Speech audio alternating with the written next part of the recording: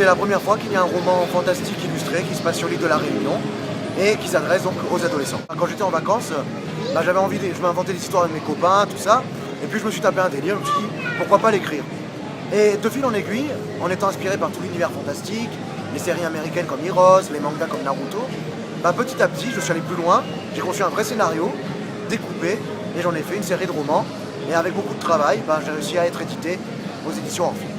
Tout au long de l'ouvrage, j'essaie justement de transcrire l'univers de la Réunion. Comme tu l'as dit, ils vont au marché forain, les héros découvrent pour la première fois la nourriture réunionnaise.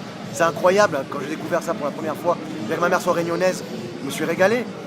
La musique locale aussi, ils découvrent les Big Girls, c'est un groupe quand même qui est assez connu à la Réunion, et ils vont à leur concert, et ils sont obnubilés par le mouvement des filles, par le Sega également. Donc on retrouve tout ça dans Triana, oui. C'est vrai que l'histoire est faite de telle sorte que les héros arrivent en vacances et à la fin du livre quittent la Réunion, mais on sent qu'il y a beaucoup de suspense, il y a beaucoup de questions restées sans réponse dans le tome 1.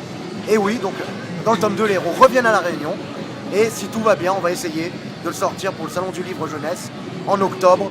Autant le tome 1 c'était la découverte, un peu d'action, un petit peu de sentiment. Le tome 2 va être plus porté sur les relations amoureuses, les relations amicales entre les personnages, tout en gardant derrière le côté fantastique qui va petit à petit prendre de l'ampleur.